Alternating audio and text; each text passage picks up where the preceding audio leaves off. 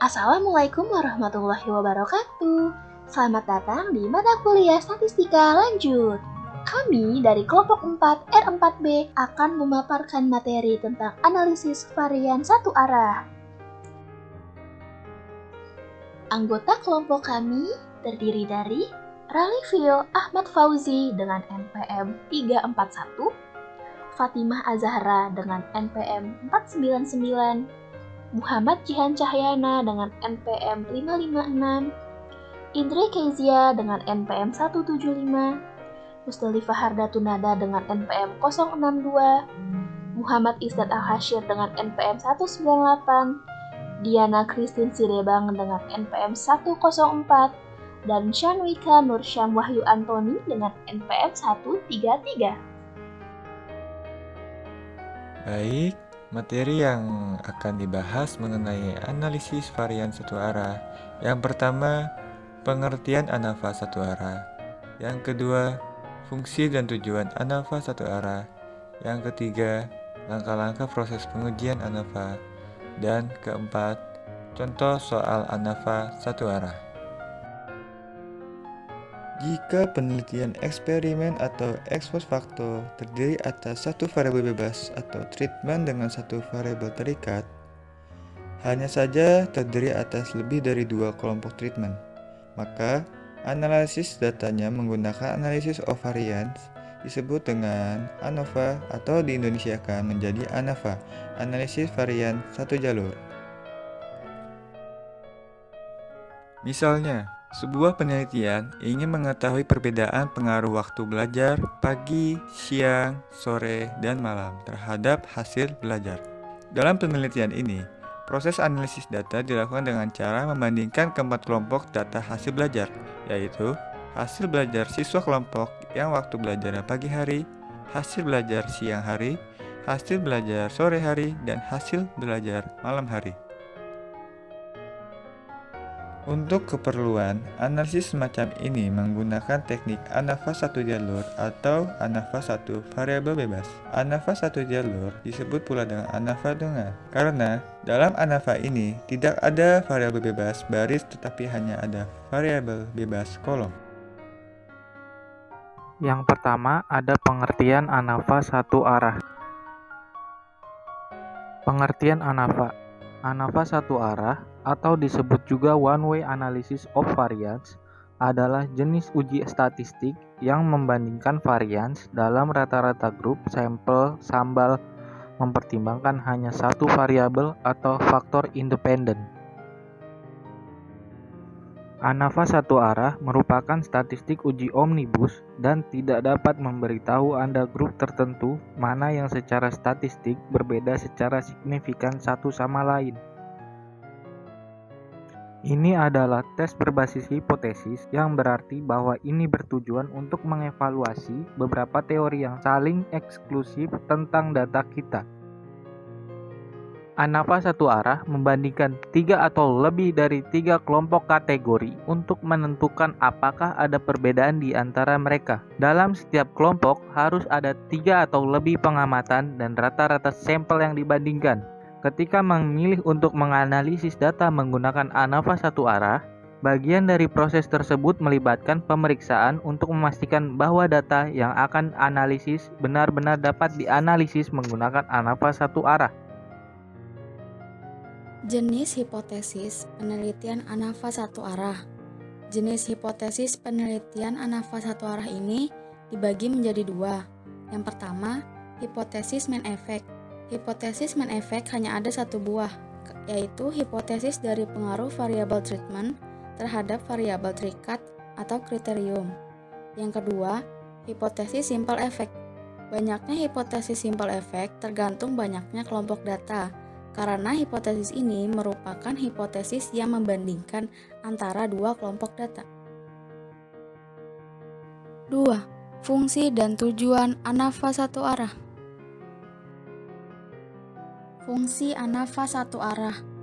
Uji ANAVA berfungsi untuk membandingkan rata-rata populasi untuk mengetahui perbedaan signifikan dari dua atau lebih kelompok data. Berdasarkan situs Statistic Solutions, ANAVA satu arah berfungsi untuk menganalisis data yang hanya memiliki satu variabel bebas atau karena satu faktor. Tujuan uji ANAVA. Tujuan ANAVA adalah untuk mengambil kesimpulan dengan cara menemukan kelompok data yang berbeda. Hal ini dilakukan dengan memberikan hipotesis nol kepada populasi data. Junri Lasmon Marpau dan teman-teman dalam jurnal Penerapan Metode ANOVA untuk Analisis Sifat Mekanik Komposit Serabut Kelapa tahun 2017 menyebutkan bahwa hipotesis nol adalah data dari sampel acak dengan populasi yang sama memiliki ekspektasi min dan varians yang sama pula. 3. Langkah-langkah proses pengujian ANOVA. Langkah-langkah proses pengujian ANOVA. Secara umum, langkah-langkah proses pengujian ANOVA satu jalur sebagai berikut. A. Buat tabel dasar, yaitu tabel yang berisikan skor data-data mentah raw data, seperti pada gambar di samping.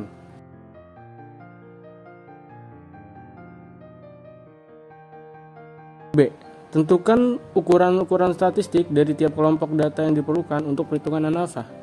Ukuran-ukuran ini dapat disajikan satu tabel dengan tabel dasar sebelumnya, sehingga bentuknya menjadi pada gambar di samping.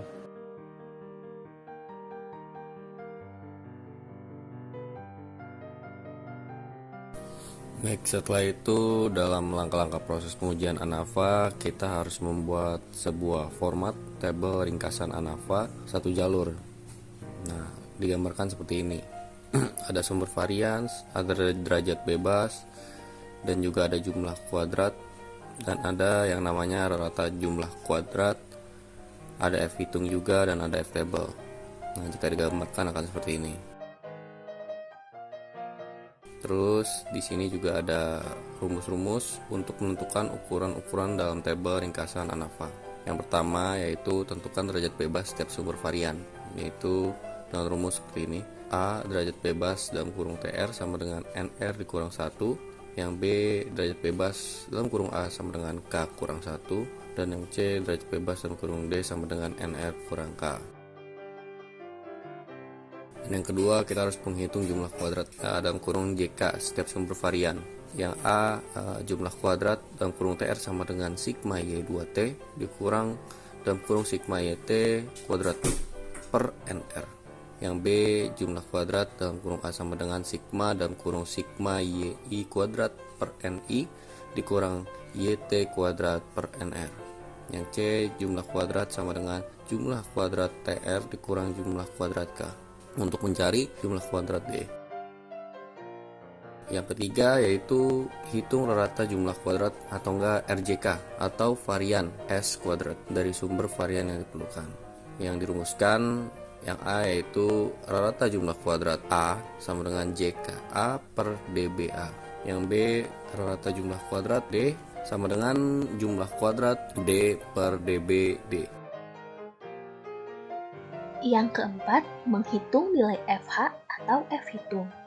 Rumus dari FH adalah RJKA per RJKD. Kemudian yang kelima, menentukan harga F tabel. Rumus dari FT adalah FA-DK1 DK2 sama dengan FA-DBK DBD sama dengan FA K-1 NT min K. Selanjutnya, kita masuk langkah yang kelima, yaitu pengujian hipotesis main efek. Hipotesis yang diuji yaitu H0 yang berarti tidak terdapat pengaruh variabel treatment terhadap variabel kriteria, dan H1 yang berarti terdapat pengaruh variabel treatment terhadap variabel kriteria. Adapun kriteria pengujiannya yaitu terima H0 jika F hitung kurang dari F tabel dan tolak H0 jika F hitung lebih besar dari F tabel. Yang terakhir, kita harus melakukan langkah uji lanjut, yaitu uji hipotesis simple effect. Pengujian simple effect atau uji lanjut dilakukan atau perlu dilakukan jika dalam pengujian hipotesis main effect H0 ditolak atau H1 diterima. Uji hipotesis simple effect dapat dilakukan dengan teknik uji T untuk beda rata dua sampel atau uji Turki seperti yang telah dijelaskan pada bab terdahulu. Nah, sekarang kita masuk ke contoh soal ANAFA satu arah. Contoh soal, dari sebuah penelitian suatu pabrik manufaktur ingin diuji apakah terdapat perbedaan produktivitas mesin, yaitu bubut, sekrap, price, dan gerinda melalui 5 sampel yang dikumpulkan dari setiap mesin dalam tabel berikut.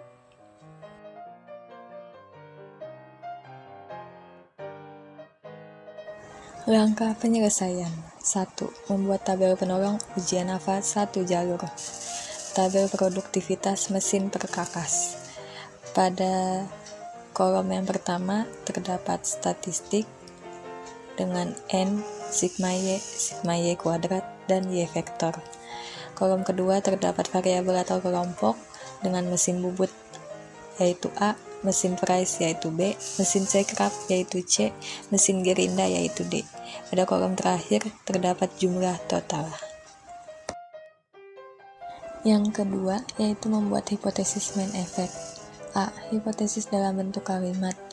Dengan H0 adalah tidak terdapat perbedaan produktivitas antara keempat jenis mesin perkakas. Dengan H1 adalah terdapat perbedaan produktivitas antara keempat jenis mesin perkakas. B. Hipotesis statistik. H0 adalah hipotesis A sama dengan hipotesis B sama dengan hipotesis C sama dengan hipotesis D. Sedangkan H1 adalah bukan H0. Selanjutnya yang ketiga adalah menghitung derajat bebas atau dB setiap sumber varian, yaitu A. dBTR sama dengan 20 dikurang 1 sama dengan 19. B. dBA sama dengan 4 min 1 sama dengan 3. C. dBD sama dengan 20 dikurang 4 sama dengan 16. Yang keempat, menghitung jumlah kuadrat setiap sumber varian. A. Jumlah kuadrat total atau JKTR. JKTR sama dengan sigma YT kuadrat dikurang sigma YT dikuadratkan per NT sama dengan 74.580 dikurang 1176 kuadrat per 20 sama dengan 5431,20. B. Jumlah kuadrat antar kelompok atau JKA. JKA sama dengan 359 kuadrat per 5 ditambah 342 kuadrat per 5 ditambah 270 kuadrat per 5 ditambah 205 kuadrat per 5 dikurang 1176 kuadrat per 20.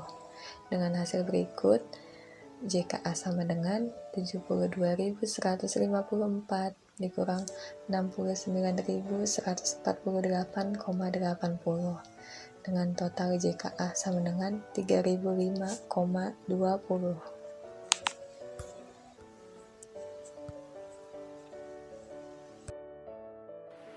Lalu selanjutnya ada cara menghitung jumlah kuadrat dalam kelompok atau bisa ditulis JKD, di mana dengan rumus JKD sama dengan JKTR dikurang dengan JKA. Dari data sebelumnya diperoleh JKD sama dengan 5.431,20 dikurang dengan 3.005,20, lalu maka hasil JKD-nya sama dengan 2.426. Selanjutnya ada menghitung rata jumlah kuadrat atau bisa ditulis RJK atau varian dengan lambang S pangkat 2 untuk sumber varian yang diperlukan. Yang A, rata jumlah kuadrat antar kelompok atau RJKA dengan rumus RJKA sama dengan JKA dibagi dengan DBA, di mana dengan data yang diperoleh ada 3.005,20 dibagi dengan 3 dengan hasil 1.001,733. Lalu selanjutnya ada menghitung rata jumlah kuadrat dalam kelompok atau yang disebut dengan RJKD, yaitu dengan menggunakan rumus RJKD sama dengan JKD dibagi dengan DBD, yaitu dengan data yang diperoleh sama dengan 2426 dibagi dengan 16 dengan hasil 151,625. Lalu selanjutnya ada mencari nilai F hitung atau dengan FH, di mana dengan data yang diperoleh sebelumnya ada FH sama dengan 1001,733 dibagi dengan 151,625, di mana dengan hasil yang diperoleh FH sama dengan 6,61. Lalu selanjutnya ada menentukan nilai F tabel atau FT, di mana nilai tabel dapat dilihat pada tabel F dengan DB pembilang sama dengan DBA sama dengan 3 dan DB penyebut sama dengan DBD sama dengan 16 pada taraf signifikansi alfa sama dengan 0,05, yaitu dengan rumus FT sama dengan F alfa dibagi dengan dalam kurung DBA titik DBD dalam kurung. Lalu ada FT sama dengan F 0,05 dibagi dengan 3,16 sama dengan 3,24. Lalu selanjutnya ada mengisi atau melengkapi tabel ringkasan ANAFA satu jalur seperti berikut, di mana tabel tersebut dengan mengisikan kolom sumber varian di mana ada data kelompok atau A, ada dalam atau D, ada total atau TR, di mana dengan data yang berikutnya ada kolom DB, ada kolom JK, ada kolom RJK, dan ada kolom F hitung dan F tabel. Lalu terakhir menguji hipotesis. Karena FH lebih dari FT, yaitu 6,61 lebih dari 3,24, maka H0 ditolak dan disimpulkan terdapat perbedaan produktivitas yang signifikan antara jenis mesin Perkakas, Bubut, Fries, Serkrap, dan Gerinda. Dengan kata lain, dapat disimpulkan terdapat pengaruh jenis mesin Perkakas yang signifikan terhadap produktivitas. Cukup sekian pemaparan materi dari kelompok kami. Terima kasih sudah menonton video ini. Semoga materi yang kami berikan dapat dipahami dan dimengerti. Sampai ketemu lagi ya. Wassalamualaikum warahmatullahi wabarakatuh.